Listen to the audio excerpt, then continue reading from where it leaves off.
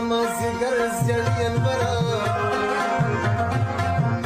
اپروغ وایا د ناروغ سلامونه